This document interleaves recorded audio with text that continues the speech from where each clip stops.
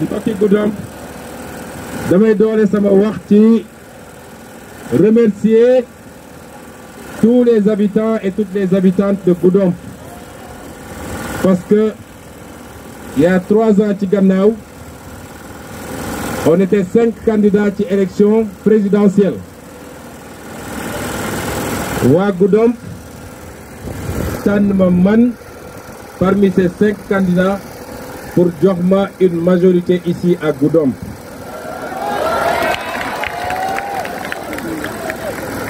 ñu ngi leen di gërëm di leen sant wax ni confiance boobu ngeen placé en nous bu soobee yàlla cette confiance on ne la trahira jamais. Goudomp n'est pas n'importe quelle commune, une des plus grandes communes du Sénégal. Goudomp n'est pas une commune rurale, c'est une commune urbaine. kon ku dugg région de Sédhiou defe naa booy seet commune phare commune pilote commune de Goudomp la war a nekk. ñu jublu nag ci loo xam ne lu am solo la muy élection man tuddee ma ko élection locale de élection nationale territoriale laa ko tuddee. li tax ma wax ko mooy bu njëkk mooy élection bi dafa am lien direct ak ce qui va se passer yeneen ñaari élection yi am muy législative en 2022 et présidentielle en 2024. ma tuddee ko élection territoriale it parce que ñun ci suñu vision yéen ñëpp xam ngeen ni je suis candidat à Ziguinchor mais j'ai pas fait un programme pour Ziguinchor j'ai fait un programme pour la Casamance muy le programme Burok. kon man je n'ai pas réfléchi en termes de localité j'ai réfléchi en termes de territoire parce que soo jógee Oussouye ba Vélingara tu as exactement les mêmes réalités socio-culturelles moo tax dans le livre qu'on a sorti il y a de cela 20 jours suñu proposition mooy il faut revenir au territoire mooy les 8 grandes régions moo gën nga jël Sénégal dagg ko ay daggit yoo xam ne kenn du mënal demal boppam et parmi ces 8 grandes régions il y a la région naturelle de la Casamance Goudomp ci la bokk Ziguinchor ci la bokk Vélingara ci la bokk Oussouye ci la bokk feneen ak feneen ci la bokk. Donc le programme que je vous ai proposé est un programme territorial et non pas un programme local. ma posé nag waa Goudomp benn question 2019 bi ngeen di voté majoritairement pour le candidat Ousmane Sonko lan moo newoon seen yéene mu nekk président est-ce que yéene boobu daf fi jóge lan mooy yéene waa Goudomp pour 2024 alors li ma bëgg a wax waa Goudomp si vous voulez amener Ousmane Sonko au palais 2024 xam leen ni ça passe par 2022 ku fi ne élection locale bi ku ne man bëgg naa Ousmane Sonko nekk président 2024 mais élection locale bi je ne suis pas prêt à voter pour le candidat d'Ousmane Sonko da ngay nax sa bopp mais bëgg a yóbbu Ousmane Sonko au palais. élection yi c'est lié Macky Sall résultat bi muy am 2022 bi moo koy jox fit est-ce que dina ñeme def 3e candidature ou pas il faut que ñëpp xam ko bu dee dafa génn ñu voter ko massivement candidat mi gagné soyez sûr que waxuma la 3e mandat mais 8e mandat sax il va le demander.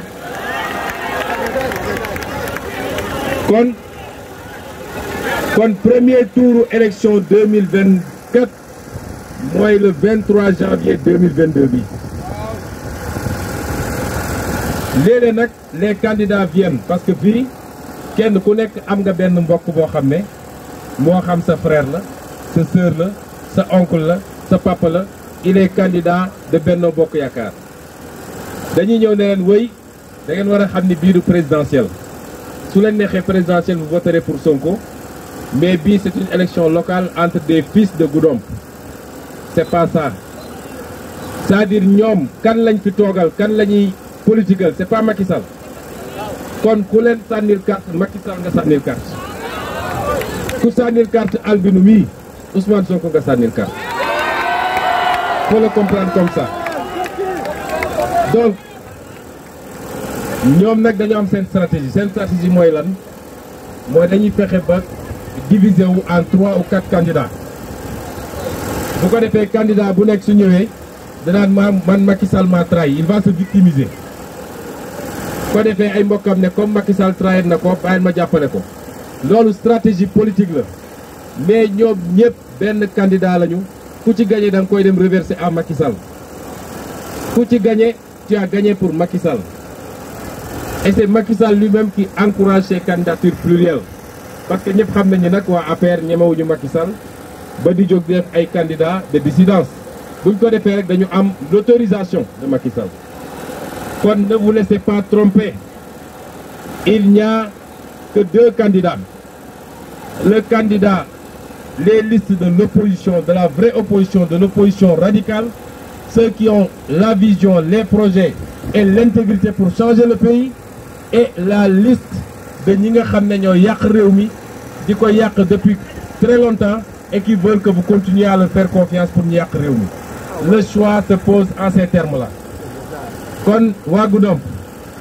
ne laissez pas passer le train de l'histoire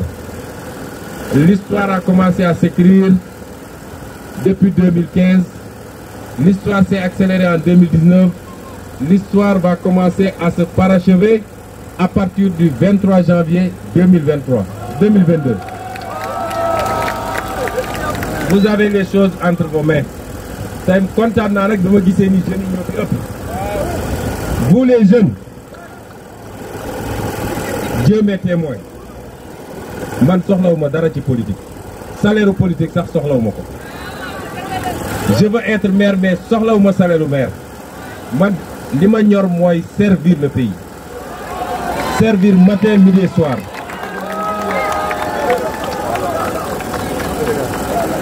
Si on se bat ñun wallahi Dieu m'est témoin bu ñuy xeex di jël ay coups ñi ñuy saaga suba ak ngoon dàq ñu suñu liggéey di ñu complot pour tëj ñu kaso yàlla xam na ni vous les jeunes ñoo tax ñuy xeex keneen taxul ñuy xeex parce que ñaan nañu yàlla j'ai des enfants yu am seen âge j'ai des enfants yu nekk première terminale ñaan naa yàlla ñoom li ñu daj fii ci Sénégal ñoom ñu bañ a daj loolu c'est pour ça qu'on se bat on ne se bat pas pour de l'argent soxlawuñu ko on se bat pas pour tout soxlawuñu ko mais nit soo juddoo ci réew yaroo fa màggee fa yàlla may la nga jàng am jaar-jaar tu dois rendre au pays ce qu'il t'a donné c'est ça le patriotisme kon am des leaders de qualité baax na waaye un leader de qualité ne peut rien faire sans un peuple de qualité et ce peuple de qualité là yéen jeunes yi parce que mag ñi yàgg nañ leen nax di leen naxaat 60 ans ñu leen di nax vous les jeunes vous ne devez pas tomber dans ça élection bu jotee ñu dem sàcc xaalisu réew mi piller des milliards ñëw di essayer acheter des consciences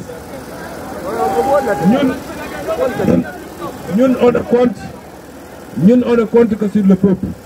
on a dit on n'a pas des milliards on n'a pas des millions mais le peuple bi kenn ku nekk joxe 500 on a levé 300 millions ñu def ko coow bu dul jeex mais dégg nga leen barki démb ils ont dit 3 milliards 500 la ñuy génne ñoom et suñu leen annoncé 3 milliards 500 ça veut dire que c'est 35 milliards ce qu'ils déclarent c'est le 10e de ce qu'ils ont boole dugal ko ci campagne bi et ils vont venir vous dire on vous donne de l'argent on vous promet des emplois ngeen on vous finance yéen jigéen ñi surtout def leen regroupement on vous finance bu élection passée ngeen leen di gëj a gisaat ba prochaine élection combien de temps Goudomp depuis que je passe à Goudomp depuis que j'ai 8 ans jaar fii Goudomp ma mère servait à Diendé depuis lors Goudomp n'a pas changé c'est le même Goudomp jusqu'à quand la ñuy nax sénégalais yi donc ce qu'on vous propose nous le projet Burok c'est de dire nous comptons sur nous-mêmes on a les potentiels et les capacités pour changer notre destin nous-mêmes su état defee baax na su deful mën nañu defal suñu bopp dès ce soir je vais mettre en ligne le projet Burok ñi ma fi gis ñëpp am nañu niveau. Prenez le projet et vous le lisez. Vous le comparez avec les autres candidats ce qu'ils vous proposent. Vous saurez. Ne ratez pas ce rendez-vous. Faites-nous confiance.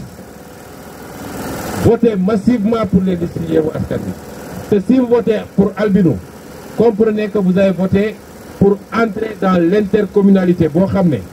commune de Ziguinchor, commune de Niaguis, Niassia, Boutoupa Camaracounda, ba commune de Vélingara.